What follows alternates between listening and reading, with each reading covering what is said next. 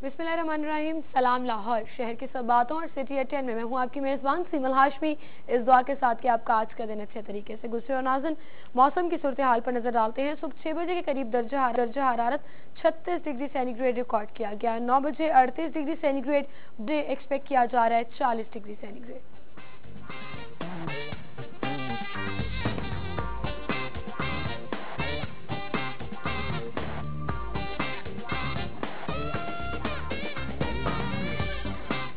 तीन बजे 41 degree centigrade, 6 बजे 40 और 9 बजे 37 डिग्री सेंटीग्रेड।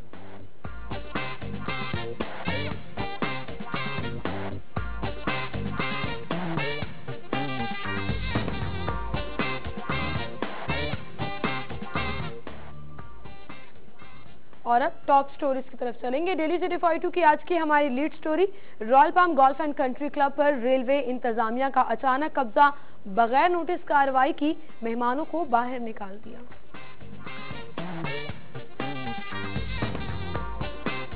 छह साल गुजर गए, सब्जाजार में 60 बिस्तरों के अस्पताल की तामीर नामुकम्मल है। डीसीओ के तमाम टाउन्स को लेस्को की अदायगियों के अहकामात जारी कर दिए गए।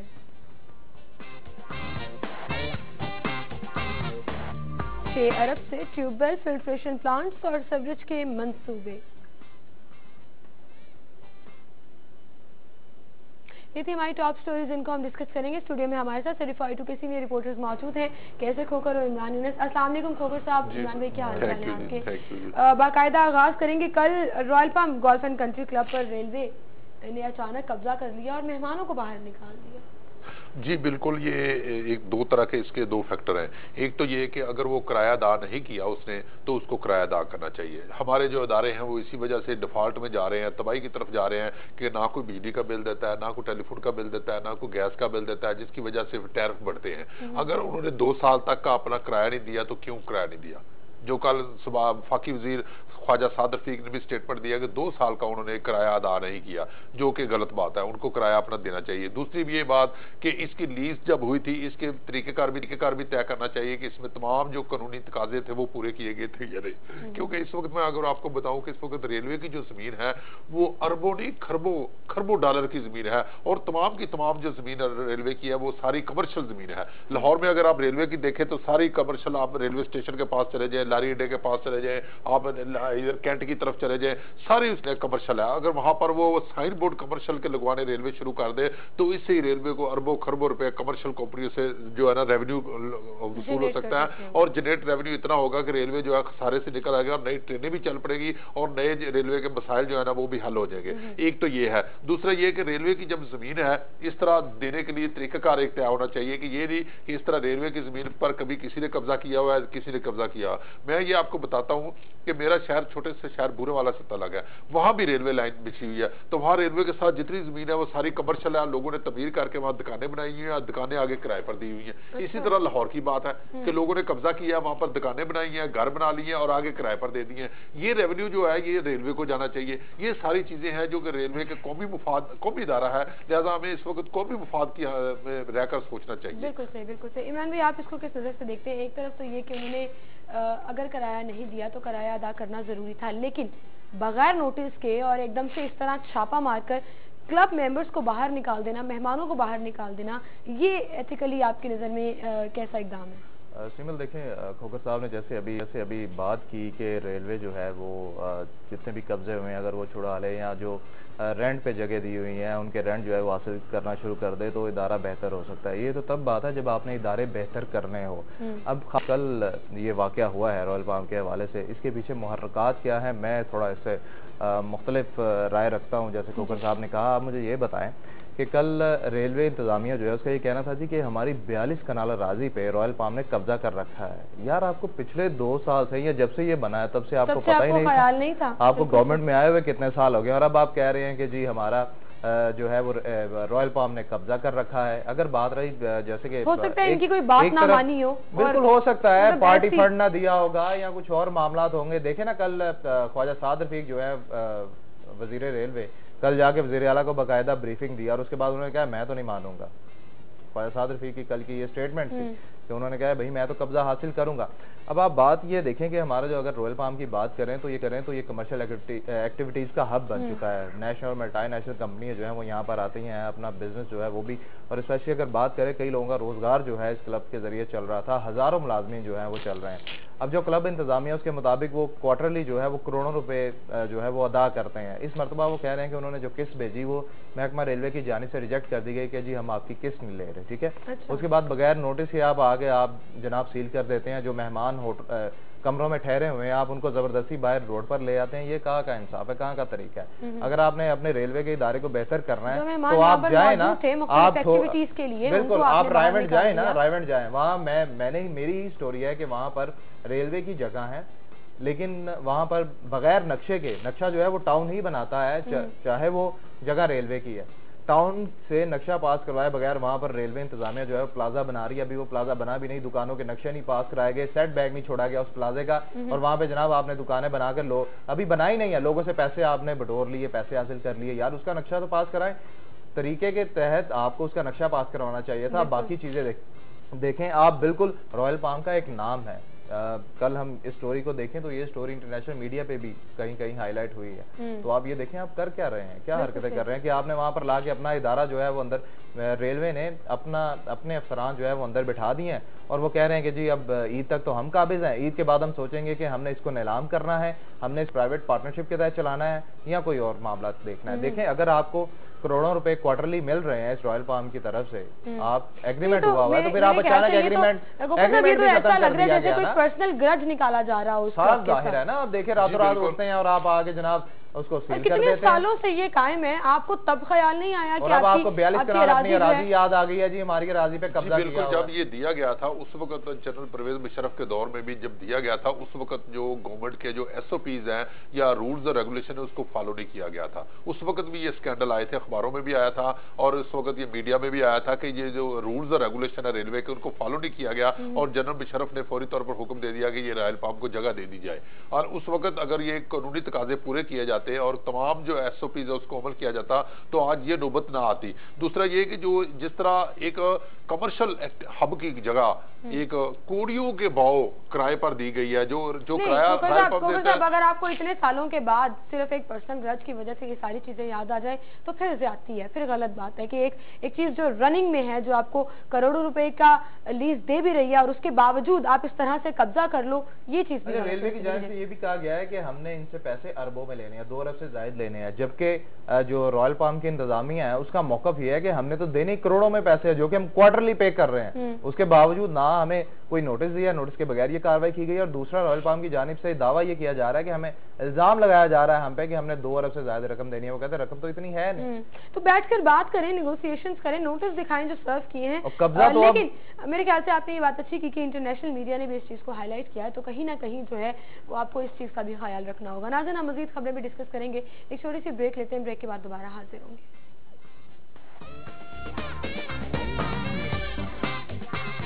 वेलकम बैक नाज़रीन, मजीद खबरें हम डिस्कस करेंगे। अगली हमारी टॉप स्टोरी, 6 साल गुजर गए, सब्जाजार में 60 बिस्तरों के अस्पताल की तामीर अभी भी नामुकम्मल है। हुकूमत की प्रायोरिटीज़ क्या है, ये क्लियरली इस तरह की खबरों से जो है वो चीज़ सामने आ जाती है। इमरान भाई, कभी हम मियां अस्पताल के सर्जिकल टावर की बात करते हैं तो कभी जनाह अस्पताल की हालत पर बात करते हैं, जो आजकल एक कैंपेन भी चला रहा है, जनाह अस्पताल, जनरल अस्पताल, जो ज़कात और खैरात मांग रहा है लोगों से कि आप हमें अतिया दें। तो ये चीज़ भी अक्सर लोगों ने सोशल मीडिया पर बहुत हाईलाइट किया कि गवर्नमेंट अस्पतालों को भी डोनेशन देना चाहिए, क्या वो भी हमारे डोनेशन से चलेंगे? दूसरी बात, 6 साल गुजर गए, 60 बिस्तरों के अस्पताल की तामीर मुकम्मल नहीं हुई। देखें, इस प्रोजेक्ट की अगर मैं बात करूं तो ये प्रोजेक्ट जो है ये पॉलिटिकल पॉइंट स्कोरिंग के लिए जो है ये बनाया जा रहा है। साफ और सीधी बात है कि जो सियासी नारे होते हैं कि जी दावे होते हैं जी हम इस इलाके में आप हमें वोट करें, हम इस इलाके में जो है वो एक बड़ा हॉस्पिटल बना देंगे। आपने 6 साल पहले जो है ये हॉस्पिटल तो अनाउंस कर दिया, ठीक है, उसके लिए आपने फंड जो है वो भी मुख्तस कर दिए, लेकिन जारी नहीं किए। इस हॉस्पिटल के लिए आपने देखे फर्नीचर और जो बेड हैं उसके लिए तो पैसे आपने 5 करोड़ जारी कर दिए, लेकिन जो आपने हॉस्पिटल बनाना है उसके लिए आपने फुल फंडिंग ही नहीं की उसे। तो यकीनन मैं इसलिए इस हवाले से कह रहा हूँ कि आपने सिर्फ जी वो सियासी मकासद हासिल करने के लिए जी आपने कह दिया जी हम इस इलाके में 60 बिस्तरों का हॉस्पिटल बनाएंगे। अगर आपको अवाम की वाकई तकलीफ होती या अवामी सहूलियात आपने फराम करनी होती पब्लिक को, तो यकीनन ये हॉस्पिटल को इतना कोई बड़ा प्रोजेक्ट नहीं था। नॉर्मली हमारे यहाँ होता यही है कि कोई पूछगिछ नहीं है, बस जी अनाउंस कर दिया जाता है जी फलाने एमपीए ने फलाने एमएनए ने कहा जी मेरे यहाँ हॉस्पिटल की जरूरत है, नर्सरी की जरूरत है, स्कूल की जरूरत है, बस जी ठीक है मैं तुम्हारे इलाके में आऊंगा, अनाउंस करूंगा, बस जी वाह वाह वाह भले भले हो जाएगी। उसके बाद जनाब वो क्या बन रहा है उसका, अब देखे ना 6 साल से ये इतना बड़ा 60 बिस्तरों का हॉस्पिटल उस इलाके में बन जाए तो उस इलाके में जो सेहत की सहूलियात है वो बहुत ज्यादा बेहतर हो जाएंगी। और स्पेशली इस चीज की बहुत जरूरत भी है। लेकिन आप ठीक है आपने अनाउंस तो कर दिया लेकिन आपने फुल फंडिंग की ही नहीं, इसकी फंडिंग ही नहीं जारी हुई असल इस वजह से इसका काम जो है वो ताखीर का शिकार। खोखर साहब आप कैसे देखते हैं, जैसे इमरान भाई ने कहा कि पॉइंट स्कोरिंग के लिए ऐसे मंसूबे बनाए जाते हैं लेकिन क्लियरली 6 साल गुजर गए यहाँ पर तो आप पॉलिटिकल गेन भी नहीं कर पाते। जी बिल्कुल, इस हवाले से इस दफा जो महकमा हेल्थ है उन्होंने ये प्लान किया है कि जो पहले ऑनगोइंग मंसूबे हैं उनको मुकम्मल किया जाए, जिसमें आपने जैसे कि शुरू में आपने पॉइंट आउट किया कि सर्जिकल टावर जो है म्यू अस्पताल का वो है, इसके अलावा न्यूरो सर्जरी वार्ड एक टावर है उसमें बनना है जनरल अस्पताल में, इसी तरह एक सर्विसेज अस्पताल में एक प्रोजेक्ट है उनका, इस तरह गगाराम अस्पताल में है, इस तरह लाहौर शहर में मुख्तलिफ और पूरे सूबे में इनके मनसूबे हैं। तो इस दफा उन्होंने ये मनसूबा बनाया है कि पहले जो है ना ऑन गोइंग मनसूबे मुकम्मल किए जाएंगे, जितने भी ऑन गोइंग मनसूबे हैं उन पर पहले फोकस किया जाएगा, नए बाद में शुरू किए जाएंगे। इसी वजह से ये मनसूबा जो है उम्मीद है कि इस साल जो है ना प्रायोरिटी पर हुकूमत पे है और इस साल ये भी, और वो दूसरा जो है लिद्दर की तरफ जो अस्पताल है वो भी बन जाएगा। हुकूमत की जी बिल्कुल, जी बिल्कुल, मतलब सिर्फ उम्मीदें रखें। जी बिल्कुल साहब ये गवर्नमेंट तो देती ही उम्मीदें हैं। आप लिद्दड़ की बात कर रहे हैं, मैं उस हॉस्पिटल पे मैंने काम किया, आप यकीन जाने सीमल वो हॉस्पिटल मुकम्मल ही नहीं था और सीएम ने कहा जी मैंने उसका इफ्तिताह करना है। आप यकीन जाने उसका आउटडोर जो है मसनूई आउटडोर बनाया गया। अच्छा। वहाँ पर स्टील की शीट्स वगैरह लगाकर मसनूई आउटडोर बनाया गया और ये फैसला किया गया को ये चीज नजर नहीं आई, वजीर आला को अंदर नहीं लेकर जाना, पहले ये चीज दिखानी है उसके बाद कहेंगे बाकी काम अभी चल रहा है। उस हॉस्पिटल पे मेरी रिसर्च थी, वो हॉस्पिटल मुकम्मल ही नहीं हुआ था और जो डीसी और कमिश्नर लाहौर हैं उनकी एक मीटिंग हुई थी, उसमें डीजी हेल्थ सब लोग थे, उनको बताया गया कि जी अभी हॉस्पिटल मुकम्मल नहीं है, इफ्तिताह ना करवाएं।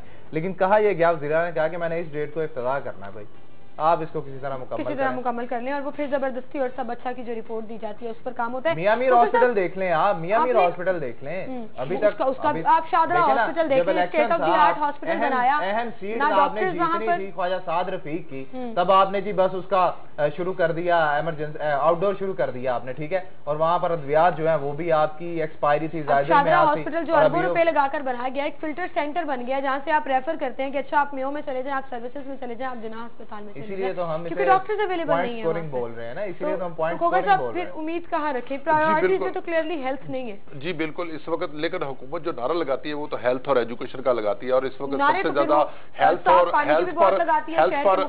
और सड़कों पर सबसे ज्यादा बजट जो है सड़कों पर और हेल्थ पर और मेट्रो पर जो बजट है, 3 तो प्रोजेक्ट है हुकूमत के जहाँ खर्च किया जा रहा है। और इस वक्त जो सेक्रेटरी स्पेशलिस्ट हेल्थ के नजम अहमद शाह उन्होंने इस दफा जो है प्रायोरिटीज अपनी सेट की है कि जो ऑनगोइंग मनसूबे हैं उनको पहले मुकम्मल किया जाएगा। लेकिन इसके साथ साथ शादरा अस्पताल जैसा कि आपने पॉइंट एक बात करना चाहूंगी मैं, पिछले दिनों हम खबर डिस्कस कर रहे थे 29 करोड़ रुपए से हेपेटाइटिस की मेडिसिन और अभी बच्चों की डायरिया की मेडिसिन बरामदे में पड़ी पड़ी खराब हो गई डीजी ऑफिस में।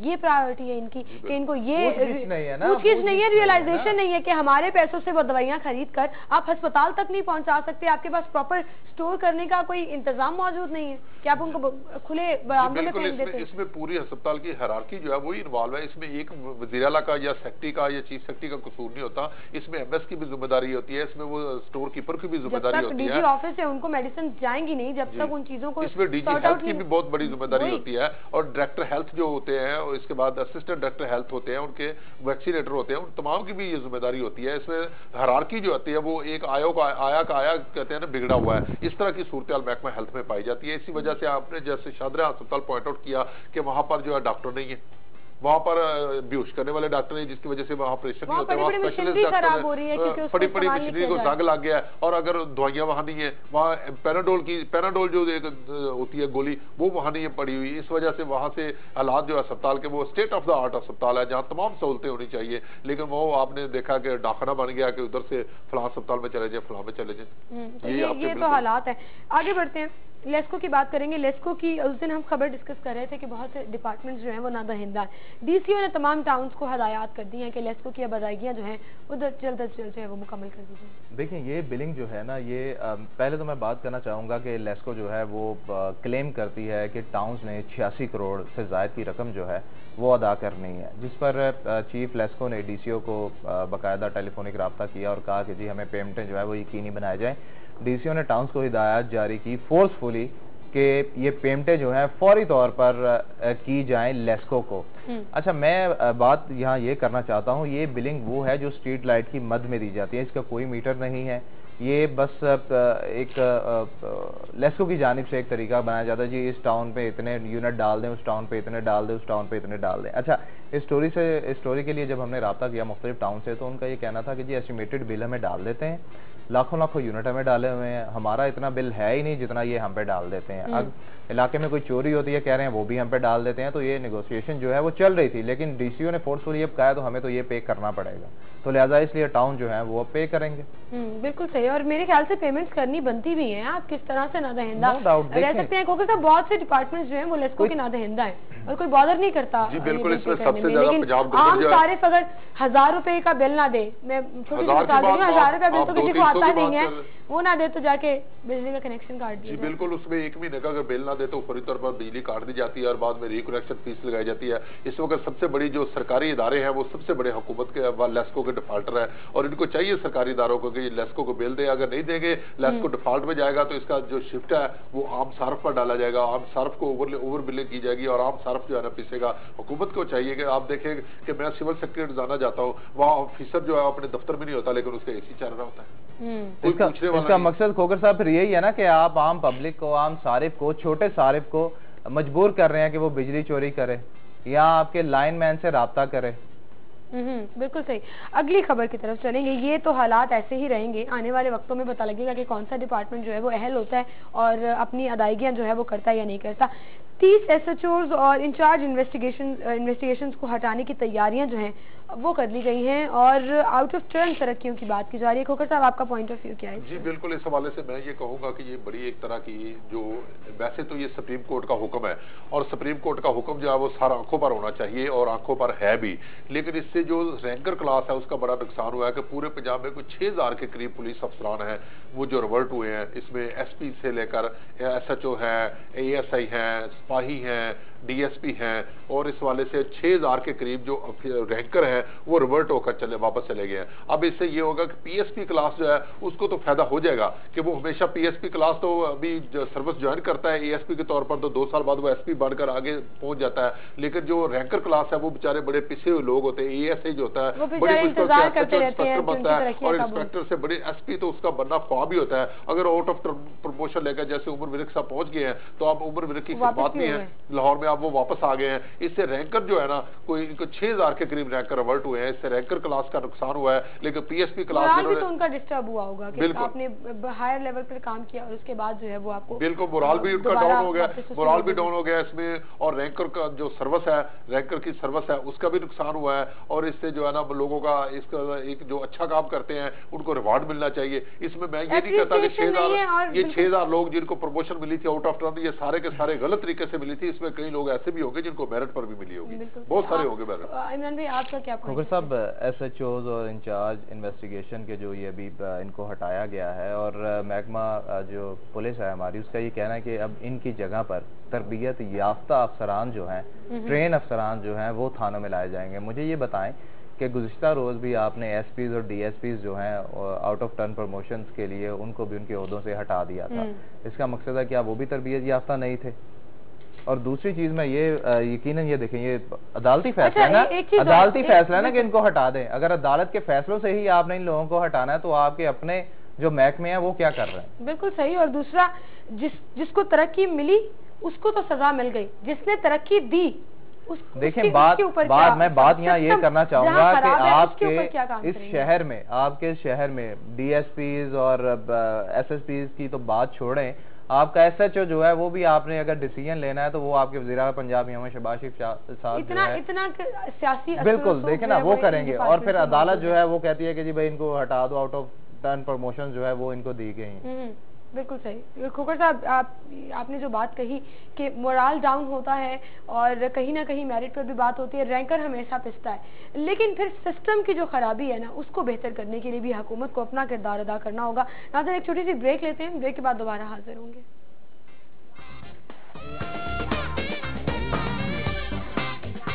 वेलकम बैक नाज़रीन, गुफ्तगू का सिलसिला हम आगे बढ़ाएंगे। अगली खबर डिस्कस करेंगे जिस छोटे काश्तकारों को बिला सूद कर्जे दिए जाएंगे और मार्कअप पंजाब हुकूमत जो है वो बर्दाश्त करेगी।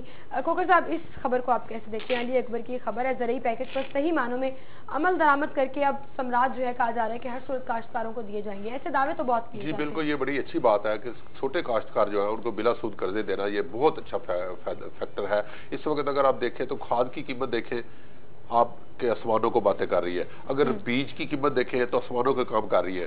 ट्यूबवेल जो है, ट्यूबवेलों वालों को ना तो बिजली मिलती नहीं है, अगर बिजली मिले तो इतनी महंगी मिलती है कि वो जो इतनी कॉस्ट उसकी इतनी आ जाती है कि फसल के ऊपर इतना खर्चा आ जाता है कि काश्तकार के जो पैसे हैं वो पूरे नहीं होते, जिसकी वजह से लोग काश्तकारी छोड़ रहे हैं, जिम्मेदारा छोड़ रहे हैं और लोग बिजनेस की तरफ आ रहे हैं। हालांकि ये चाहिए, अगर अमेरिका में देखें तो वहां ये होता है कि काश्तकारों की जो फसल होती है वो गवर्नमेंट महंगे दामों खरीदती है, खरीद कर फिर सस्ते दामों आवाम को बेचती है ताकि काश्तकार जो है उसका म्यार जिंदगी जो है ना बुलंद हो सके और वो अपना कारोबार न छोड़े। इस वक्त ये सूरत हाल है कि इतना ज्यादा नुकसान, सबसे ज्यादा नुकसान जो है वो काश्तकार को जिम्मेदारे में पड़ नुकसान हो रहा है। किसान रोजाना आप देखें मार रोड पर आकर धरना दिए होते हैं, कभी वो चेरी क्रॉस पर, कभी कहीं आकर धरना दिए होते हैं, रोजाना ये वाक़या होता है। लेकिन अब तो किसान पैकेज का भी ऐलान कर दिया। जी बिल्कुल, ये बड़ा अच्छा काम है और इससे बड़ा अच्छा है कि छोटे काश्तकारों को बिला सूद कर्जे और मार्कअप गवर्नमेंट बर्दाश्त करे। ये बहुत अच्छा फैसला है और इस पर अमल भी होना चाहिए। ये एक बात है कि इस पर अमल भी होना चाहिए और इससे सम्राट जो है आम काश्तकार तक पहुंचने। अगर हम अपने पड़ोसी मुल्क की मिसाल लें तो वहां पर कर्जे देने की बजाय सब्सिडी दी जाती है, मतलब आपको बिजली पर सब्सिडी दी जाती है, आपको बीजों पर सब्सिडी दी जाती है, खाद पर सब्सिडी दी जाती है। हम उस तरह से क्यों नहीं सोचते हैं कि कर्जा देने की बजाय और कर्जा कल्चर फरोग करने के बजाय हम उनको सब्सिडी दें ताकि उनकी जो एक चीज सिलसिला चल रहा है उसमें थोड़ी आसानी पैदा हो।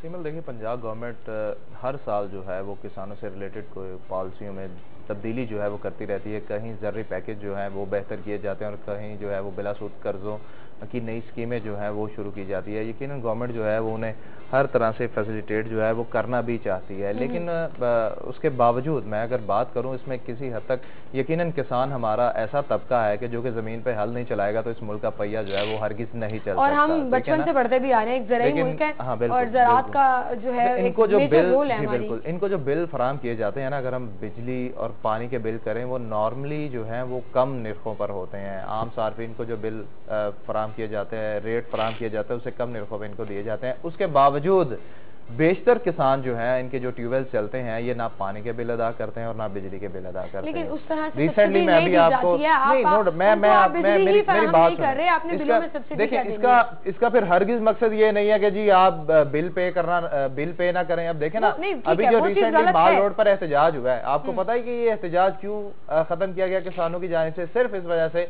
कि जी आप हमारे गुज़िश्ता 2 साल के जो पानी के बिल हैं और ट्यूबवेल के बिल हैं वो खत्म कर दें। इस बेस पे ये एहतजाज खत्म हुआ है। ठीक है, गवर्नमेंट सब्सिडी देती है, मैं कहता हूँ मजीद बेहतरी की जरूरत है। हर पल गुंजाइश तो रहती है इस शोबे में, क्योंकि अब देखें अभी रिसेंटली जो बारदाना के मसाइल जो है पैदा हुए कि काश्तकार जो है, छोटा काश्तकार जो है वो पिसता रहा, बड़ी हाईलाइट हुई ये खबरें। लेकिन अगर आपने छोटे काश्तकार को आप बेहतर करेंगे, बजाय फैक्ट्रियों मिलों और बड़े बड़े मुरब्बों वालों को फैसिलिटेट करने की बजाय छोटे काश्तकार को बेहतर करें तो यकीनन खुशहाली जो है फिर आएगी। बिल्कुल सही। आपको सोचना पड़ेगा कि दोनों लेवल से हुकूमत को भी अपना किरदार अदा करना होगा और फिर काश्तकारों को भी जो है वो इस हवाले से सोचना होगा। अच्छा, दुर्र नायाब की खबर है, 6 अरब से ट्यूबवेल, फिल्ट्रेशन प्लांट्स और सीवरेज के मंसूबे जो हैं वो बनाए जा रहे हैं। और आपको पता है शहर में गंदे पानी की क्या सूरत हाल है, साफ पानी मिल नहीं रहा और कुछ इलाके तो ऐसे हैं जहाँ पर सिरे से पानी आ ही नहीं रहा। नॉर्मली ये काम जो है ये वासा के स्पुर्द होता है कि वासा जो है वो वाटर सप्लाई का और ये जितने भी ये मंसूबे हैं जिनमें अगर बात की जाए साफ पानी फराम करने के, वाटर सप्लाई के, वाटर फिल्ट्रेशन प्लांट के और ट्यूबवेल हैं, ये वासा के जिम्मे होते हैं, वो फराम करते हैं। अब दुर्र नायाब की जो खबर है इसमें वाज़ेह तौर पर लिखा गया है कि 13 में से 5 जो हल्के हैं कौमी असम्बली के हल्के, 5 अरकान कौमी असम्बली जो है उन्होंने अदम एतमाद का इजहार कर दिया कि जी हम वासा से नहीं करवाएंगे, हम पब्लिक हेल्थ इंजीनियरिंग का जो डिपार्टमेंट है उससे करवाएंगे। इससे फिर आप साफ जाहिर है कि जब आपके अपने अरकान कौमी असम्बली जो है उन्हें एतमाद नहीं है वासा की कारकर्दगी पे, तो आम पब्लिक कि क्या राय होगी वासा को लेकर। देखें, शहर में जो यकीनन पानी की जो सीवरेज लाइनों की अगर हम बात करें, बहुत पुरानी और बसीदा सीवरेज लाइनें हैं, जिसकी वजह से पानी जो है वो सीवरेज का पानी पीने के पानी में मिक्स हो रहा है और ये सारे मसाइल जो हैं वो पैदा हो रहे हैं। और कहीं जो है वो ट्यूबवेल नहीं चल रहे हैं आपके, और ट्यूबवेल जो है वो नए बोर करना पड़ रहे हैं, और वो भी आप नहीं कर रहे हैं। नए बोर आप क्या करेंगे, पानी का लेवल हर साल जो है वो नीचे होता जा रहा है और पानी पे खुदा ना खास्ता एक टाइम ऐसा भी आएगा कि किसी हद तक शहरी जो है ना, शहरी भी इस चीज के जिम्मेदार हैं। आप ये देखें, मैंने अक्सर मतलब रोड्स पे देखा है कि लोग जो है अपने घरों के बाहर गाड़ियां धो रहे होते हैं, पाइप खुले होते हैं, पानी जाया कर। लोगों को भी ये एहसास करने की जरूरत है। आप दीगर ममालिक में चले जाएं, वहां पर पानी का इतना बेदरेग इस्तेमाल नहीं होता जितना हमारे इस मुल्क में होता है। शायद इस वजह से कि पानी का बिल जो है वो 2 माह का पानी का बिल जो है वो 1000 रुपए आता है। शायद लोग इस वजह से वो जो है वो प्रॉपर बिल्कुल उसको इसकी कदर नहीं करते। क्योंकि तब आप कैसे देखते हैं साहब? जी बिल्कुल, ये बात बिल्कुल ऐसे ही है कि जो पानी है इस हवाले से जो फिल्ट्रेशन प्लांट जो है ये बड़ा अच्छा मनसूबा है, लेकिन ये जो है कि इस वक्त पानी जो है ना, इस वक्त ऐसा भी पानी मिल रहा है जहाँ से कहते हैं कि वो कैंसर के हवाले से फैलने के भी खतरे, इस हवाले से भी रिपोर्टें आई है। तो ये जो फिल्ट्रेशन प्लांट है मनसूबा है, ये बड़ा अच्छा मनसूबा है और हुकूमत को इस पर फौरी तौर पर अमल करना चाहिए। बल्कि जो फिल्ट्रेशन प्लांट इस वक्त बन रहे हैं उनको जल्द अज जल्द ऑपरेशन करना चाहिए, और इस वक्त जो नए ट्यूबवेल बन रहे हैं उन ट्यूबवेल को भी कनेक्शन जिनको बिजली के मिलने थे और वो ट्यूबवेलों ने पानी देना शुरू करा था। ट्यूबवेल भी मौजूद है, बिजली चली जाए और वो बंद हो जाते हैं, वहाँ पे जनरेटर ही काम नहीं कर रहे हैं। जी बिल्कुल, वासा में इस कदर जनरेटर है ही नहीं, आपके बेशक काम ही नहीं कर रहे हैं, आपके पास डीजल नहीं है उन जनरेटर्स को चलाने के लिए। 50 से ज्यादा ट्यूबवेल जो है वो आपके बंद रहते हैं। डीजल स्कैंडल सबसे पहले खुलकर सामने आता है। बिल्कुल इसी तरह आपके शहर में 50% से ज्यादा ट्यूबवेल जो है वो बिजली जाने पे बंद हो जाते हैं, वहाँ पर जनरेटर नहीं है उनके पास जो है। जिस तरह आप अभी बात कर रही थी डीजल चोरी के वाकयात, ये इसी बेस पर होते हैं कि वो कह तो लेते हैं कि जी हमने डीजल चला के जनरेटर चला लिया था, लेकिन डीजल जो है ना वो चलाया जाता, ना डीजल इस्तेमाल होता, और डीजल जो है वो बाहर फरोख्त हो रहा है, अपनी जेबों में चला जाता है। बिल्कुल सही। अच्छा, आखिरी 1 मिनट है मेरे पास, मैं ये खबर डिस्कस करना चाहूंगी। खबर तो क्या ये वार्निंग है डिस्ट्रिक्ट गवर्नमेंट की जानिब से, बरसात में एहतियात, डेंगू से निजात। अब डेंगू का खतरा जाहिर है मानसून में बहुत बढ़ जाता है और आप बीट भी करते हैं डिस्ट्रिक्ट गवर्नमेंट की, तो क्या इकदाम किए जा रहे हैं हमारी गवर्नमेंट की जानिब से? सिमल देखें, इस मरतबा जो सूरत हाल है वो थोड़ी सी मुख्तलिफ है। मुख्तलिफ ये है कि इस मरतबा डेंगू लार्वे जो हैं या जो पानी खड़ा होता है वो आउटडोर मुकामात पे नहीं हो रहा, शहरियों के घरों में जो है वो डेंगू लार्वे ज्यादा मिल रहे हैं। उसकी बेसिक वजह यह है चूंकि गर्मी है, लोग कूलरों में जो है वो पानी जमा किए रखते हैं, उसे चेंज नहीं करते या नहीं उसके लिए कोई एहतियात करते हैं। बिल्कुल, और छतों पे जो है जब बारिश होती है तो प्रॉपर छतें जो है वो साफ नहीं की जाती, किसी ना किसी गमले में, किसी ना किसी टायर में या किसी ना किसी और प्लास्टिक के बर्तन में पानी जो है वो खड़ा रहता है।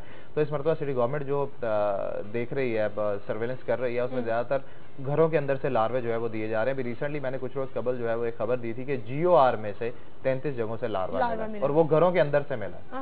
अच्छा, अब ये लोगों को खुद जो है वो अपना किरदार अदा करना होगा। खोखर साहब, डेंगू से बचने के लिए हमें तमाम एहतियाती तदाबीर अब पता है, लोगों को बार बार रिमाइंडर देना पड़ता है, तो जी बिल्कुल, इस हवाले से एक तो ये कि जो महकमा हेल्थ ने जारी की है नई गाइडलाइन के जो कब्रस्तान है, ईद के मौके पर कब्रस्तानों में लोगों ने जाना है, तो वहां पर कब्रस्तान की सफाई और सुथराई का खुसूसी तौर पर इंतजाम किया जाए कि उनको वहां पर डेंगू मच्छर ना काट ले। एक तो ये वार्निंग जारी की है। दूसरी, महकमा हेल्थ ने ये वार्निंग जारी की है कि जो मसाजिद हैं वहां पर इत्काफ में बैठे हुए लोग हैं, उनको खतरा है कि उनको वहां पर डेंगू मच्छर काटेगा, तो मसाजिद की सफाई की जाए। ये 2 तरीके, 2 अभी गाइडलाइन उन्होंने महकमा हेल्थ ने जारी की है और इस हवाले से ताकि डेंगू मच्छर जो है ना उससे निजात बचा जा सके। बिल्कुल सही, बहुत शुक्रिया खोखर साहब। इमरान भाई, आप हमारे साथ मौजूद थे। नाज़रीन, हम यहाँ पर एक ब्रेक लेते हैं, ब्रेक के बाद आप हेडलाइंस जान सकेंगे और उसके बाद प्रोग्राम में दोबारा हाजिर होंगे। Welcome back. नाज़रीन, सेगमेंट की तरफ चलेंगे। सबसे पहले सेल्स और प्रमोशंस आपको बताएंगे बचत बाजार में।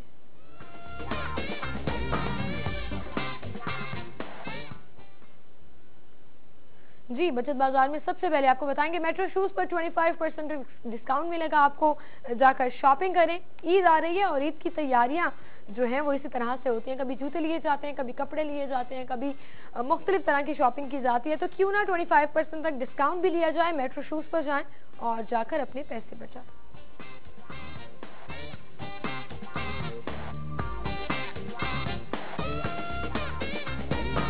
उसके बाद है जी निम्से, और निम्से पर आपको 50% तक डिस्काउंट मिलेगा।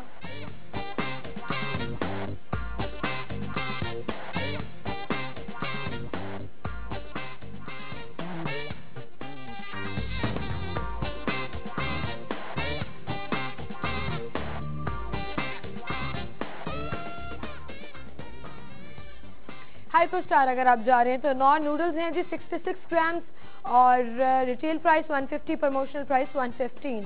आप 35 रुपीज़ बचा सकते हैं।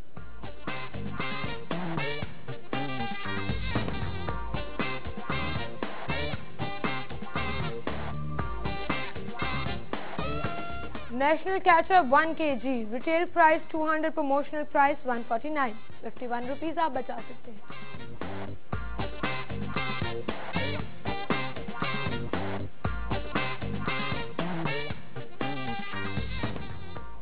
आगे बढ़ेंगे, अगला सेगमेंट शामिल करेंगे आज के भाव।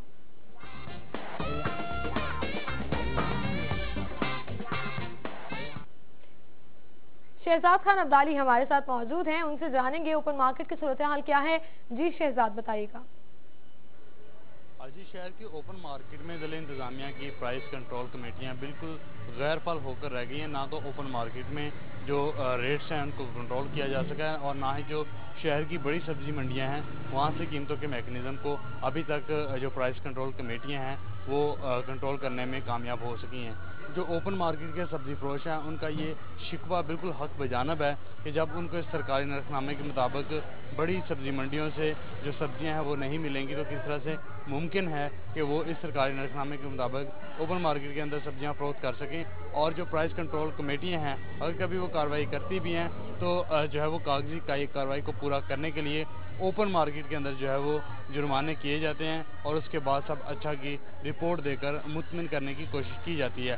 ताहम आपको बताता चलूँ कि जो आज सरकारी नरखनामा जारी किया गया इसके मुताबिक ज़्यादातर सब्जियों की कीमतों में अगरचे कमी नज़र आ रही है, लेकिन हकीकी तौर पर ऐसा नहीं है। अमली तौर पर अगर देखा जाए तो ओपन मार्केट के अंदर ग्राम फरोशी का जो सिलसिला है वो अरूज पर है।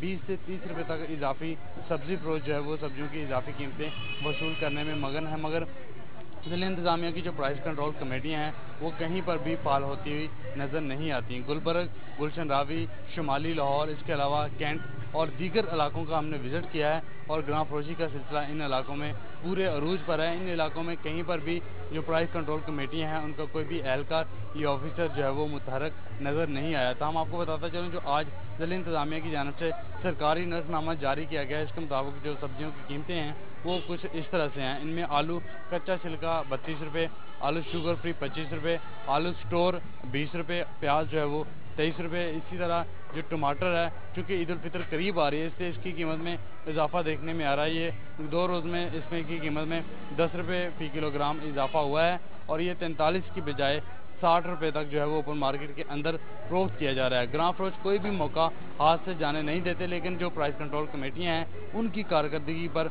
बहुत बड़ा सवालिया निशान नज़र आ रहा है। लहसुन देसी 141, लहसुन चाइना 162, इसी तरह जो अदरक चाइना है उसकी कीमत 81 रुपये, बैंगन 33, इसके साथ साथ जो खीरा फार्मी है वो 27 रुपये, खीरा देसी की कीमत 35 रुपये, करेले 25, पालक जो है वो 40 रुपये फ़ी किलोग्राम इसकी कीमत ज़िला इंतजामिया की जानिब से मुतय्यन की गई है। इसके अलावा आपको बताता चलूँ देसी टिंडे जो हैं वो 56 रुपये, लीमू देसी दर्जा अव्वल के 110, लीमू देसी दर्जा दोम के 74 रुपये, इसके अलावा माड़ू जो है वो 33 रुपये फ़ी किलोग्राम उनकी कीमत ज़िला इंतजामिया की जानिब से मुतय्यन की गई है। दीगर सब्जियों की अगर हम बात करें तो उसमें जो बंद गोभी है वो 40 रुपये, फूल गोभी की कीमत 55 रुपये फ़ी किलोग्राम ज़िला इंतजामिया की जानिब से मुतय्यन की गई है। इसके अलावा आम कच्चे जो हैं वो 22 रुपये फ़ी किलोग्राम के हिसाब से ओपन मार्केट में दस्तयाब हैं। इसके अलावा दीगर सब्जियों में सब्ज़ मिर्च 40 रुपये, शिमला मिर्च 56 रुपये, अरबी 62, भिंडी जो है वो 38 रुपये, मटर चूँकि गैर मौसमी सब्ज़ी है इसलिए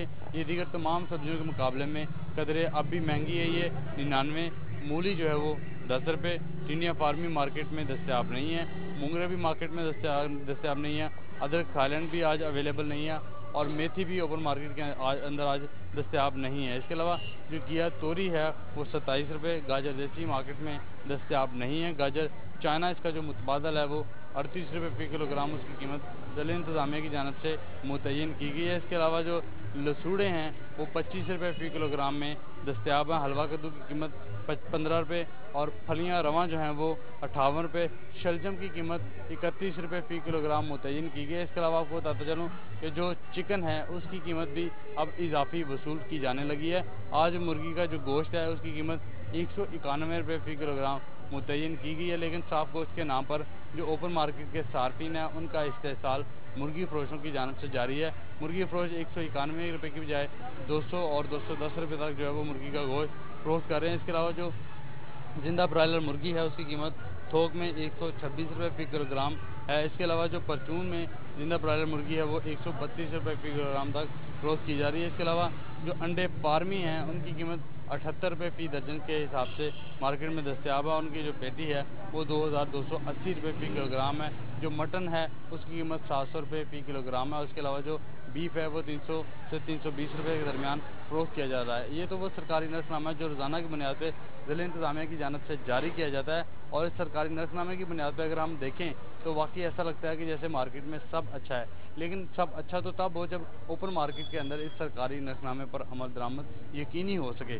जो ओपन मार्केट के सब्ज़ी फरोश हैं वो पूरा माह रमज़ान शिकवा करते हुए नजर आए कि जो ज़िला इंतज़ामिया है उसकी तमाम तर तवज्जो जो है वो रमज़ान बाज़ारों पर फोकस हो गई है, इसलिए ओपन मार्केट के अंदर जो है वो ग्राम फरोशी का सिलसिला अरूज पर हो गया। लेकिन हम माह रमज़ान से पहले भी देखें तो ये सिलसिला जूं का तूं चलता रहता है, और ज़िला इंतज़ामिया की जो प्राइस कंट्रोल कमेटियाँ हैं उनका मंडियों पर भी कंट्रोल जो है वो कम हो गया है, क्योंकि मंडियों में इस सरकारी नर्खनामे के मुताबिक जो ओपन मार्केट के सब्ज़ी फरोश हैं उनको सब्जियाँ नहीं मिल पाती, तो वहीं से ये सिलसिला शुरू हो जाता है। जो ओपन मार्केट के सब्ज़ी फरोश हैं उनका ये कहना है कि चूँकि बड़ी मंडियों में कीमतों के मैकेनिज़्म को कंट्रोल नहीं किया जा रहा, इसलिए उनको वहाँ से महंगे दामों सब्जियाँ मिलती हैं, जिसके बाद वो दीगर एक्सपेंसेस ऐड करने के बाद इस पोजीशन में नहीं होते कि सरकारी नर्खनामे के मुताबिक सब्जियों की फराहमी को यकीनी बना सके। अगर ज़िला इंतज़ामिया और उनकी प्राइस कंट्रोल कमेटियाँ वाकई हकीकी तौर पर ओपन मार्केट में आम आदमी को रिलीफ देना चाहती हैं तो इसके लिए उनको अमली तौर पर इक़दाम करने होंगे, बड़ी मंडियों में कीमतों के मैकेनिज़्म को कंट्रोल करना होगा,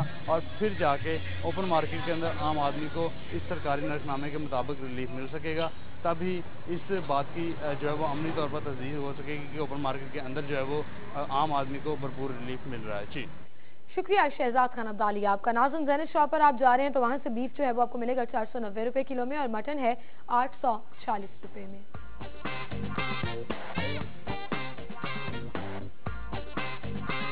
बीफ कीमा आपको मिलेगा 520 में, मटन कीमा 960।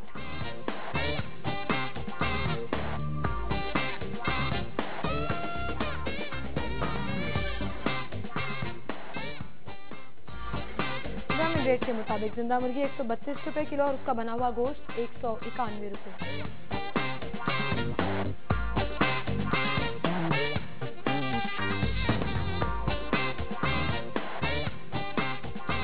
परचून से अंडे आपको मिलेंगे 78 रुपये दर्जन, थोक से 76 रुपये और गोरमे से 77 रुपये।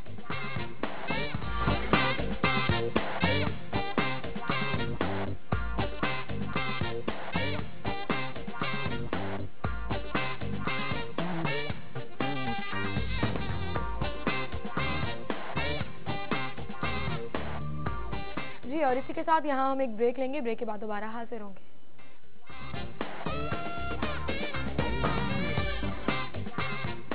वेलकम बैक नाज़रीन। गैर मुल्की करेंसी रेट्स आपको बताएंगे माल के हाल में।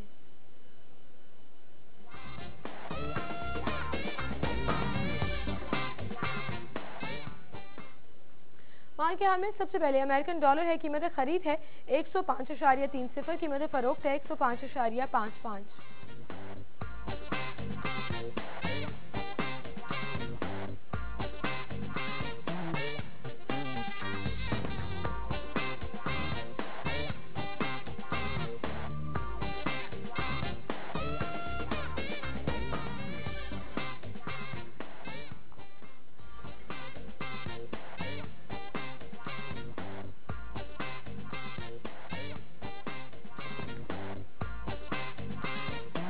यूरो की कीमतें खरीदे 116, कीमतें फरोख्त है 116.50।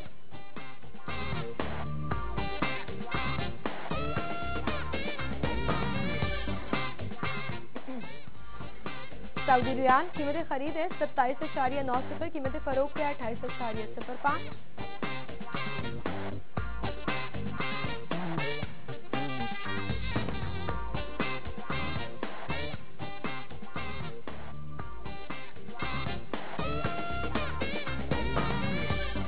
यूएई दिरहम कीमतें खरीद है जी 28.55, कीमतें फरोख्त है 28.70।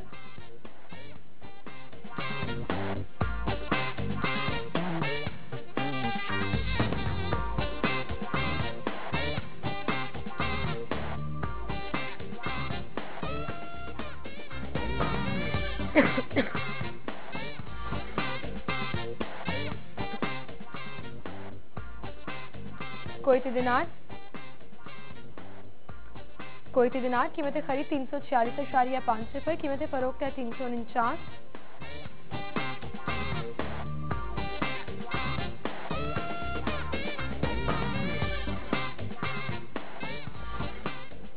ऑस्ट्रेलियन डॉलर कीमत खरीद 77, कीमत फरोख्त है 77.45।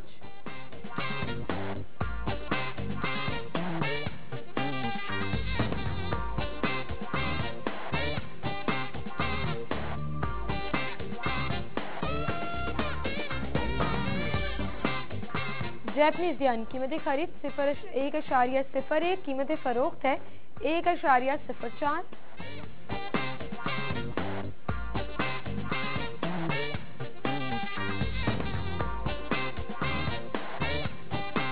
स्विस फ्रैंक कीमत खरीद 106.70, कीमत फरोख्त है 107.70।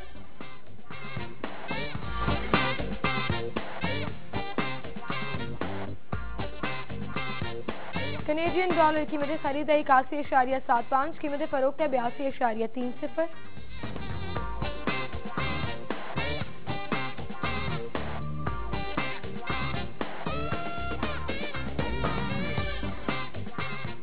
और अब हम शामिल करेंगे टुडेज डायरी ताकि आपको डिफरेंट मूवी टाइमिंग्स बता सकें।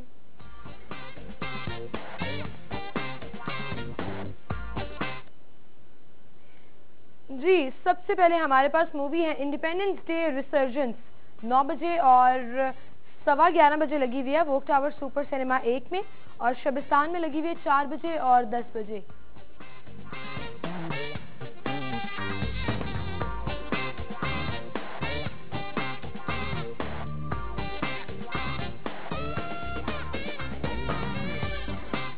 द एंग्री बर्ड्स मूवी 4:15 बजे लगी हुई है रॉयल पाम सुपर सिनेमा वोक टावर सुपर सिनेमा 3 में।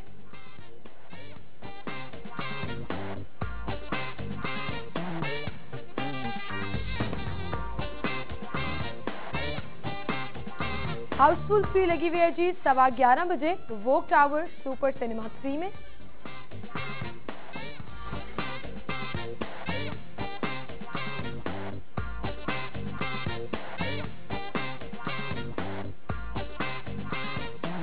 नाउ यू सी मी 2 9:15 बजे 11:15 बजे वोक टावर सुपर सिनेमा 2 में, और सिनेस्टार में 9 बजे और 11:30 बजे।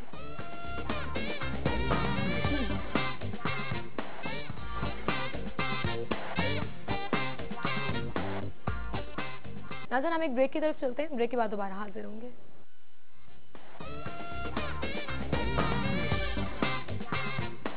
और अब हम अपना सेगमेंट शामिल करेंगे जिसमें तारीख लाहौर की डिस्कस की जाती है, मेरा शहर लाहौर।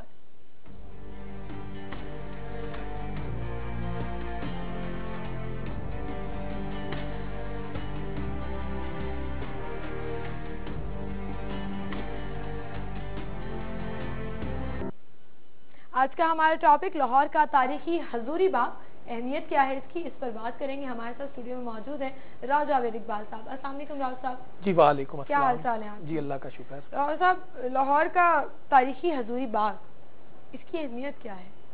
जी हजूरी बाग जो है 2 तारीखी इमारतें, बादशाही मस्जिद और शाही किला, उन दोनों के सेंटर में जो है ये मौजूद है।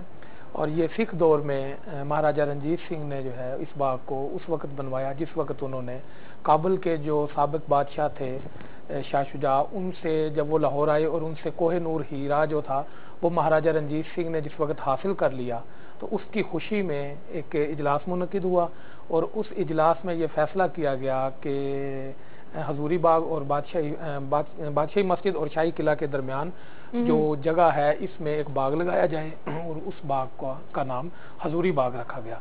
हजूरी बाग इसका नाम इसलिए रखा गया था कि महाराजा रंजीत सिंह ने अपने दौरे हुकूमत में कोई भी चीज़, कोई बाग, कोई इमारत या कोई भी जो चीज़ बनवाई उसका नाम उन्होंने अपने नाम से मंसूब नहीं करवाया। जो जिस जगह महाराजा रंजीत सिंह की समाधि है उस जगह भी एक बाग बनाया गया था, उसका नाम महाराजा बाग था। तो हजूर जो था ये भी एक लक़ब था, तो हजूरे वाला कहा जाता था, तो उस वजह से इस बाग का नाम हजूरी बाग पड़ गया। ना ही उन्होंने अपने सिक्कों पे अपना नाम लिखवाया, तो इस वजह से इस बाग का नाम हजूरी बाग। तो इससे पहले यहाँ पर क्या था? बाग से पहले जो है किला तो कदीम था, और किले के सामने जो मस्जिद है यहाँ शहजादा दाराशको का कुतुब खाना था। जिस वक्त मस्जिद बनी तो उस वक्त औरंगजेब आलमगीर ने ये देखा कि जो शाही मस्जिद का जो मेन एंट्रेंस थी, ड्योढ़ी थी, उसकी जो थी इमारत वो ज़्यादा खूबसूरत थी, और किले का दरवाज़ा उसकी निस्बत जो अकबर दौर में बना था वो उससे कम दर्जे पे था। तो आलमगीर ने फिर किले का दरवाज़ा भी, जिसे हम आलमगीरी दरवाज़ा कहते हैं, पहले यहाँ पर दरवाज़ा था, दोबारा बनवाया। और उसके बाद ये जो जगह जो खुला मैदान था, यहाँ हमें पता चलता है कि एक चबूतरा था, पानी का एक कुआं भी था, लेकिन वो बाग की सूरत में डेवलप नहीं था। तो वो रंजीत सिंह ने जो है इसको एक दोनों इमारतों के दरमियान इस जगह को एक खूबसूरत अंदाज से पहले बाग लगवाया, और उसके बाद इसके दरमियान बाग के सेंटर में एक 12 दरी की इमारत भी बनवाई। उसकी क्या वजह थी, और वो अभी भी वहाँ पर है? जी, 12 दरी की इमारत अब भी है। ये इमारत इस वक्त जो है वो यानी सिर्फ ग्राउंड फ्लोर ही इसका नजर आता है। इसमें एक तो ये कि इसमें बेसमेंट है, और बेसमेंट एक नहीं, इसके अंदर डबल बेसमेंट है। डबल बेसमेंट, लेकिन वहाँ जाने की इजाजत नहीं है। आम लोगों को तो इजाजत नहीं है, लेकिन खास जो डेलीगेशन वगैरह आते हैं उनको विजिट कराया जाता है, जो विजिट करवाया जाता है, खोल दी जाती है। तो इसकी एक ऊपर भी मंजिल थी, जिसके बारे में बाद किताबों में लिखा है कि ये मकबरा जहांगीर की जो छत थी उसको महाराजा रंजीत सिंह ने उतरवा के तो इस 12 दरी के ऊपर लगवा दिया था। लेकिन जब हम दोनों की तस्वीर देखते हैं तो उसमें तजाद है। ये ऊपर की मंजिल जो है 1932 में जल्जला आया था लाहौर में 1905, और 1932 में शदीद जल्जले आए थे। तो 1932 के जल्जले में जो है ये इमारत जो है ऊपर वाली वो गिर गई थी। अच्छा, तो उसको दोबारा बनाया गया। इसको फिर उसके बाद फिर एक आसमानी बिजली गिरी, और उससे बिल्कुल ही जो है वो ऊपर का हिस्सा जो गिरा हुआ था वो मजीद गिरा और वो मुनहदिम हो गई। तो पाकिस्तान जिस वक्त बना है 47 में, उस वक्त तक इस बलाई मंजिल का जो मलबा था वो 12 दरी की छत पर मौजूद था। अच्छा। तो बाद में उसको जो है हटा दिया गया, लेकिन दोबारा तामीर नहीं किया गया। तो जो नीचे है इसके हिस्सा तमाम ये जो 12 दरी है ये संगे मरमर की बनी हुई है। इसके फर्श पे संगे अबरी, संगे बादल, संगे मूसा उसके पत्थर को तराश के और वो उसमें कद्दा किया गया है। लेकिन तमाम जितना भी ये पत्थर है जो इसमें लगा है ये मुख्तलिफ लाहौर के मकाबर का और मुख्तलिफ इमारात से उखाड़ के और यहाँ इस 12 दरी में इस्तेमाल किया गया। यानी कोई ये पूरा जो इसकी इमारत है इसी जगह पे इसको उस अंदाज से तामीर नहीं किया गया। अगर हम इसको गौर से देखते हैं तो हर इमारत की जो फर्श से लेके और पूरी इमारत वो हर उसका डिजाइन दूसरे डिजाइन से मुख्तलिफ है। अच्छा। है। इसी तरह से जो ऊपर जालियां लगी हुई हैं वो भी हर जाली दूसरी जाली से मुख्तलिफ है। उससे पता चलता है कि मुख्तलिफ जगह से इसको, लेकिन इसको यहाँ बनाने वालों ने, जोड़ने वालों ने, बनाने वालों ने मुख्तलिफ बनाया था या उसके बाद जो है वो नहीं, बनाने वालों ने नहीं, वो इस तरह से था कि कोई चीज मकबरा आसिफ जा से उखाड़ी गई, कोई मकबरा ज़ेबुन्निसा से उखाड़ी गई। ये कब की बात है? ये रंजीत सिंह के दौर में। अच्छा। तो मुख्तलिफ जो मकबरे थे और मज़ारात थे, 12 दरी भी रंजीत सिंह ने बनवाई थी। जी, 12 दरी रंजीत सिंह ने बनवाई और मुख्तलिफ जगह से पत्थर उखाड़ के तो वो लाया गया। उसको क्योंकि वो एक शक्ल का नहीं था तो मुख्तलिफ पीस जो थे वो उनको जोड़ के और वो इसमें इस्तेमाल किया गया। वजह क्या थी? वजह ये थी कि क्योंकि एक जगह से इतना पत्थर नहीं आ सका कि पूरी 12 दरी पे वो लग सके। यहाँ से जो चीज़ आई वो आने के बाद फिर जो कारीगरों ने उसको देखा, जहाँ जहाँ वो फिट हो सकी उसको फिट कर दिया। इसी तरह से पत्थर है जो फर्श में लगा हुआ है उसका भी हर पत्थर का डिज़ाइन जो है और वो मुख्तलिफ है। अच्छा। तो इस जगह पे एक तो ये कि हम जब बेसमेंट में जाते हैं तो उसकी जो एक बेसमेंट के नीचे फिर एक जगह उतरती है जिसमें एक तालाब टाइप है और उसमें पानी का एक पूरा सिस्टम है जो पानी उसमें आता था और वो एक बाथ सिस्टम समझ लें। और उसके अलावा उस जगह पे जो सेकंड यानी बेसमेंट है उसमें नाच गाना भी महाराजा रंजीत सिंह का जो हमें तज़किरों में पता चलता है कि वहाँ जो थी वो तवाइफें नाचती थी और जो पहली मंजिल थी बेसमेंट की उसमें बैठ के उमरा और महाराजा रंजीत सिंह वो महफिलें जो थे वो और बहुत कम लोगों को शायद पता है कि इस 12 दरी की बेसमेंट्स भी हैं। जी, डबल बेसमेंट। ये बड़े अदबी अहमियत भी हासिल है हजूरी बाग को। यहाँ पर शोरा की महफिलें हुआ करती थी, अब क्यों खत्म हो गई? जी, ये अंग्रेज दौर से ये एक सिलसिला शुरू हुआ और पाकिस्तान बनने के बाद जारी रहा। अब से कुछ 10 साल पहले तक जो है वो लाहौर की जो सबसे शोरा की जो अदबी जो महफिलें जमती थी वो यहीं थी। बड़े बड़े नामवर शोरा यहाँ आके अपना कलाम पेश करते थे और सुनने वाले ना सिर्फ उनको दाद देते थे बल्कि वो पैसे भी बड़ी उनको वेलों की तरह लुटाते थे। तो वो सिक्योरिटी की वजह से कोई 10-12 साल पहले जो है वहाँ से शोरा के जो महफिलें वो ख़त्म कर दी गई और खारदार तारें लगा के और आम पब्लिक के लिए हजूरी बाग जो है वो बंद कर दिया गया। अब आम लोग जो है वो वहाँ नहीं जा सकते, उसमें दाखिल नहीं हो सकते। वैसे इसके 16 जो है बागीचे हैं बाग के और इसकी 450 फुट लंबा और 250 फुट चौड़ाई है। अच्छा। और 12 दरी जो है वो 45 बाई 45 फुट की ये इमारत है और आलमगीरी दरवाजे और बादशाही मस्जिद के एंट्रेंस के बिल्कुल के सामने है और 12 दरवाजे हैं इसमें चारों तरफ से। और महाराजा रंजीत सिंह जो है वो इस 12 दरी के अंदर भी निशिस्त करते थे और बाहर भी जो है वो करते थे। बिल्कुल सही, बिल्कुल सही। बहुत शुक्रिया राव साहब, आप हमारे साथ मौजूद थे और बड़ी डिटेल में आपने हजूरी बाग की जो तरीकी अहमियत है और जो एक पस मंजर है वो बयान किया। बहुत शुक्रिया आपका। इसी के साथ नाज़रीन टाइम हमारा खत्म हो गया, आपसे इजाज़त लेंगे। इंशाल्लाह आपसे मंडे वाले दिन मुलाकात होगी। अपना बहुत सा ख्याल रखिएगा। अल्लाह हाफ़िज़।